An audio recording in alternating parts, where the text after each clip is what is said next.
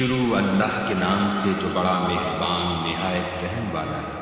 الف لام میم۔ اس میں کچھ شک نہیں کہ اس کتاب کا نازل کیا جانا تمام جہان کے پروردگار کی طرف سے۔ کیا یہ لوگ یہ کہتے ہیں کہ پیغمبر نے اس کو از خود بنا لیا ہے؟ نہیں، بلکہ وہ تمہارے پروردگار کی طرف سے برحق ہے، تاکہ تم ان لوگوں کو ہدایت کرو جن کے پاس تم سے پہلے کوئی ہدایت کرنے والا نہیں آیا، تاکہ یہ رستے پر چلے۔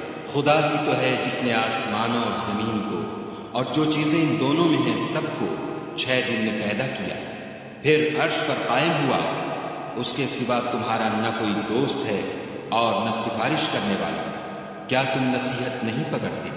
وہی آسمان سے زمین تک کے ہر کام کا انتظام کرتا ہے، پھر وہ ایک روز جس کی مقدار تمہارے شمار کے مطابق 1000 برس ہوگی، اس کی طرف صعود اور رجوع کرے گا۔ یہی تو پوشیدہ اور ظاہر کا جاننے والا اور غالب اور رحم والا خدا ہے، جس نے ہر چیز کو بہت اچھی طرح بنایا، یعنی اس کو پیدا کیا، اور انسان کی پیدائش کو مٹی سے شروع کیا، پھر اس کی نسل خلاصے سے یعنی حقیق پانی سے پیدا کی، پھر اس کو درست کیا، پھر اس میں اپنی طرف سے روح پھونکی، اور تمہارے کان اور آنکھیں اور دل بنائے، مگر تم بہت کم شکر کرتے ہو۔ اور کہنے لگے کہ جب ہم زمین میں ملیا میٹ ہو جائیں گے تو کیا اثر نو پیدا ہوں گے؟ حقیقت یہ ہے کہ یہ لوگ اپنے پروردگار کے سامنے جانے ہی کے قائل نہیں۔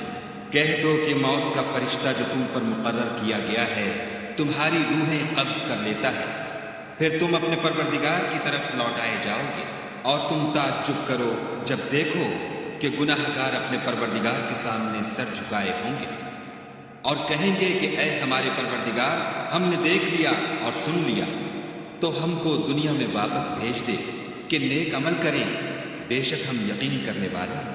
اور اگر ہم چاہتے تو ہر شخص کو ہدایت دے دیتے، لیکن میری طرف سے یہ بات قرار پا چکی ہے کہ میں دوزخ کو جنوں اور انسانوں سب سے بھر دوں گا، سو اب آگ کے مزے چکھو، اس لیے کہ تم نے اس دن کے آنے کو بھلا رکھا تھا۔ آج ہم بھی تمہیں بھلا دیں گے، اور جو کام تم کرتے تھے ان کی سزا میں ہمیشہ کے عذاب کے مزے چکھتے رہو۔ ہماری آیتوں پر تو وہی لوگ ایمان لاتے ہیں کہ جب ان کو ان سے نصیحت کی جاتی ہے تو سجدے میں گر پڑتے اور اپنے پروردگار کی تعریف کے ساتھ تسبیح کرتے ہیں اور غرور نہیں کرتے۔ ان کے پہلو بچھونوں سے الگ رہتے ہیں، اور وہ اپنے پروردگار کو خوف اور امید سے پکارتے، اور جو مال ہم نے ان کو دیا ہے اس میں سے خرچ کرتے ہیں۔ کوئی متنفس نہیں جانتا کہ ان کے لیے کیسی آنکھوں کی ٹھنڈک چھپا کر رکھی گئی ہے۔ یہ ان اعمال کا صلہ ہے جو وہ کرتے تھے۔ بھلا جو مومن ہو وہ اس شخص کی طرح ہو سکتا ہے جو نافرمان ہو؟ دونوں برابر نہیں ہو سکتے۔